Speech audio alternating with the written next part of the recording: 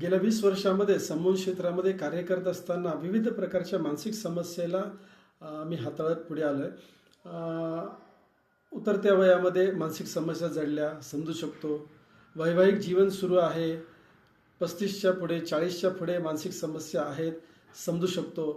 ठीक आहे, नवीन नवीन लग्न झालेत, मग सासू सुनांचे प्रॉब्लेम्स असतील, नणंद भावजांचे प्रॉब्लेम असतील किंवा पती पत्नींचे प्रॉब्लेम्स असतील, असेही काही इश्यूज आपण बऱ्याच वर्षांमध्ये पाहिलेले आहेत. आपण सगळेच पाहतो. मी देखील त्याचा अनुभव घेत आहे काउन्सिलिंगच्या माध्यमातून. इथपर्यंत ठीक आहे. आता काही मधल्या काळामध्ये अशा काही केसेस पाहायला मिळाल्या जे सगळ्याच काउन्सिलर्सला पाहायला मिळतात किंवा समुपदेशकांना किंवा समोर उपचार तज्ज्ञांना पाहायला मिळतात, ज्याच्यामध्ये ब्रेकअपच्या केसेस असतात की बाबा मुला मुलींचं प्रेम जडलेलं आहे, मग ते कुठेतरी नोकरीच्या निमित्तानं असेल, व्यवसायाच्या निमित्तानं असेल किंवा कॉलेजमध्ये वगैरे, आणि मग काही काळ ते रिलेशन टिकलं, त्याच्यानंतर मग ब्रेकअप झालं आणि मग त्यांचे काउन्सिलिंग आम्हाला करावं लागले, समूहाचे उपचार द्यावे लागले. एक भयानक परिस्थिती समोर येत चालली काही वर्षांमध्ये. ती अशी आहे की ब्रेकअपच्या केसेस शालेय जीवनामध्ये म्हणजे 10वीच्या अगोदरच ब्रेकअपच्या केसेस, मग ते 7वी असेल, 8वी असेल, 9वी असेल, 10वी असेल, कधीकधी काउन्सिलिंग करताना किंवा समोर उपचार देताना सुद्धा अंगावरती काटा येतो किंवा ह्या गोष्टी समोर ऐकल्या की काटा येतो की नक्की कुठे आपण चाललो आहे, कुठे हा समाज चाललेला आहे.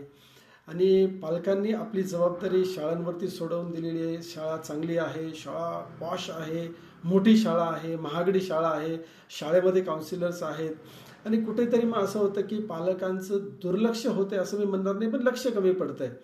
किंवा मग विद्यार्थी आणि पालकांमध्ये किंवा मुलांमध्ये आणि पालकांमध्ये जो संभाषणाचा दुवा असला पाहिजे तो दुवा नाही आहे, अंडरस्टँडिंग नाही आहे, ते ओपननेस नाही आहे. किंवा मग कदाचित घरामध्ये काहीतरी कमतरता जाणवते या मुलांना किंवा मुलींना, आणि म्हणून मग त्याचं जी शोध मोहीम आहे ही बाहेरच्या दिशेला जाते. किंवा कदाचित सगळं काही ओके आहे, परंतु जे काही आज जेनेक्स आपण म्हणतो, राईट, जेनझी म्हणतो, जनरेशन ही जी पुढे आलेली आहे, त्यांच्यामध्ये बेसिकली असं आहे की जर समजा मला गर्लफ्रेंड नसेल, बॉयफ्रेंड नसेल, तर मग काहीतरी कमी आहे माझ्यामध्ये, किंवा माझ्या आजूबाजूला जे चाललं आहे त्याच्यामध्ये मी ऑड मॅन आउट आहे की काय, असं फिलिंग या मुलांमध्ये आत्ता वाढत चाललं आहे. आणि हे प्रमाण वाढण्याचं मूळ कारण ऑफकोर्स त्यांची संगत असेल, त्यांची परिस्थिती असेल, त्याचबरोबर मोबाईल हे सर्वात जास्त परिणामकारक आहे.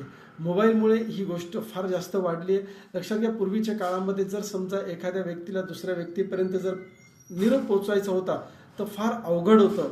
कुठे भेटायचं आहे, कधी भेटायचं आहे, कसं भेटायचं आहे हे सांगणं फार अवघड होतं.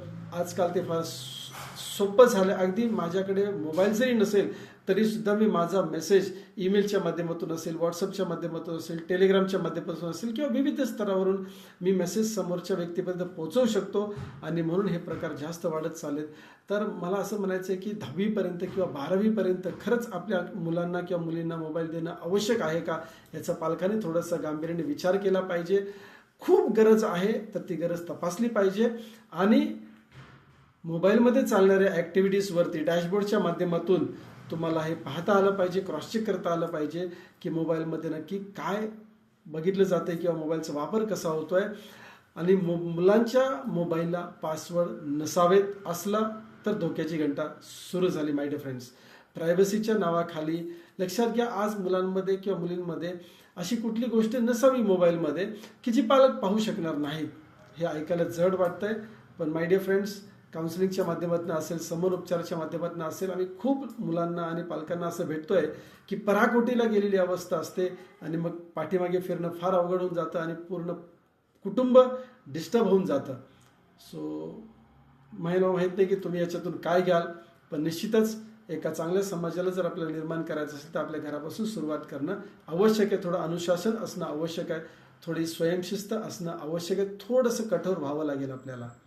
मी डॉक्टर विवेक रणवरे, माय वेलनेस नेचर क्युअर सेंटरच्या माध्यमातून पुण्यातून मी बोलतोय. जर तुम्हाला माझी मदत अपेक्षित असेल अशा काही गोष्टींमध्ये तर निश्चित संपर्क करा. धन्यवाद.